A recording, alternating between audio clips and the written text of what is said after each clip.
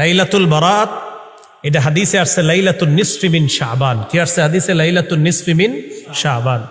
এই রাতে আল্লাহ তাআলা ক্ষমা করে দেয়।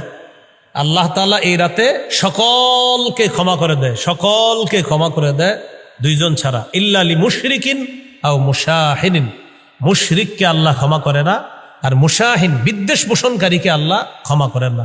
যদি অন্যান্য বর্ণনা আরো অনেকের নাম আসছে, অনেকগুলো অপরাধীদের ব্যাপারে আসছে, কিন্তু এই বিশুদ্ধ একটা বর্ণনা আসছে যে যেই ব্যক্তি বিদ্বেষ পোষণ করে, ভাই ভাইয়ের সাথে বিদ্বেষ রাখে, তাকে আল্লাহ মাফ করে না। আর হলো মুশরিককে আল্লাহ মাফ করে না। এছাড়া অন্যদেরকে আল্লাহ তাআলা এই রাতে মাফ করে দেয়। তো এই রাতটা আপনার কাউরে ডাইকা ডাইকা আপনি আনতে হবে, ভাই চল, এরকম না। বাস আপনি এই রাতে আবাদত, পার্সোনাল আবাদত করেন, এটাই বেশি গুরুত্বপূর্ণ। এরপরেও যদি ডাকা ডাকি ছাড়া যদি কোথাও কেউ একত্রিত হয়ে যান, সেটা ভিন্ন কথা, দোষণীয় না, কিন্তু ডাকা ডাকি করা যাবে না। এই রাতটা ফজিলতপূর্ণ রাত, আপনি ঘরে বসে বসে আবাদত করেন, সমস্যা নেই। আপনি মসজিদে আসেনও, যদি আপনি কাউরে ডাকা প্রয়োজন নয়, আপনি আসেন, আইসা আপনি আবাদত করেন। আর কেউ যদি আপনারে দেখা দেখি আসে, এটা কোনো দোষণীয় না, অপরাধ হবে না।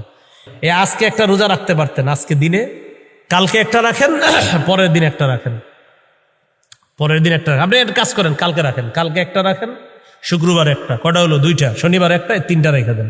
কারণ প্রত্যেক মাসে অভ্যাসগত কয়টা রোজা করাইছে রবি? তাহলে আপনি ওই ফজিলত পেয়ে গেলেন।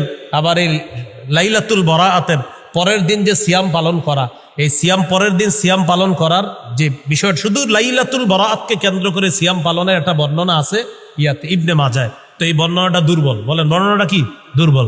এখন আপনি যেহেতু এইটা দুর্বল বর্ণনা, তো এখন বিশুদ্ধ বর্ণনা কি? বিশুদ্ধ বর্ণনা হলো প্রতি মাসে 3টা রোজা রাখার কথা আছে। তো সেক্ষেত্রে আপনি আগামীকাল একটা রাখেন, শুক্রবারে একটা, আর লাইলাতুল বারাআতের পরের দিন হয়ে গেল আরেকটা। তো 3টা রাখলেন, ফজিলত পেয়ে গেলেন, আর আপনি এই কথাগুলোর উপরে আমল করার সওয়াব পেয়ে যাবেন ইনশাআল্লাহ।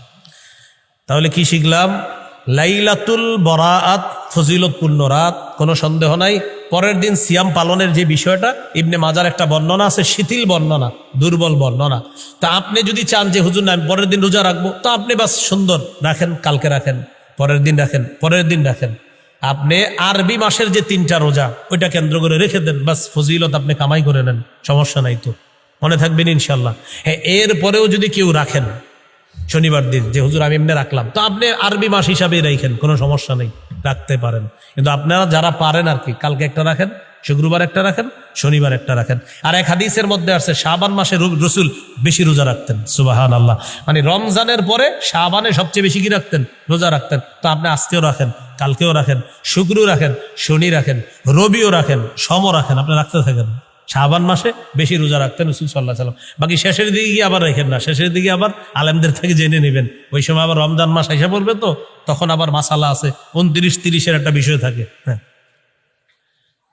তাহলে আমরা যারা শাবানের রোজা রাখতে চাই, যে শাবান মাসে একটা হলো, শাবানের রোজা রাখার অনেক ফজিলত আছে, সেই হিসেবে আপনি রোজা রাখেন, কয়েকটা রাখেন, 5, 7, 8টা 10টা রোজা রাখতে পারেন। দ্বিতীয় একটা বিষয় হলো প্রতি মাসে 3টা রোজা, তো কালকে রাখেন, শুক্রবারে রাখেন, শনিবার রাখেন। তৃতীয় বিষয়, যে ঝগড়া করবো না আমরা, লাইলাতুল বারাআতকে কেন্দ্র করে কোনো ঝগড়ার মধ্যে যাব না। লাইলাতুল বারাআত পার্সোনাল ইবাদত করবেন, নফল ইবাদত করবেন। মন চাইলে যদি মসজিদে যান, আপনি গিয়ে ইবাদত করেন, কোনো সমস্যা নেই। মসজিদে গিয়েও যদি ইবাদত করেন, সমস্যা নেই। কি কম করা, কি কম বলা, বলেন, কথা কম বইলা ইবাদত করেন। ইবাদতের রাতে ইবাদত করা উচিত। এই রমজান মাসগুলাও আমরা ইবাদত বেশি বেশি করার চেষ্টা করি। রমজান মাসটা খালি ইবাদত করব বেশি বেশি, বলেন ইনশাআল্লাহ। আর যদি বলতেই হয় বলেন, যদি বলতেই হয় বলেন, মুখে যদি কিছু আনতেই হয় বলেন, লা ইলাহা ইল্লাল্লাহ, এটা আনবো, বলেন সুবহানাল্লাহ, আলহামদুলিল্লাহ, আল্লাহু আকবার। বলেন, কথা বলতে মন চাইলে সুবহানাল্লাহ পড়বো, আলহামদুলিল্লাহ পড়বো।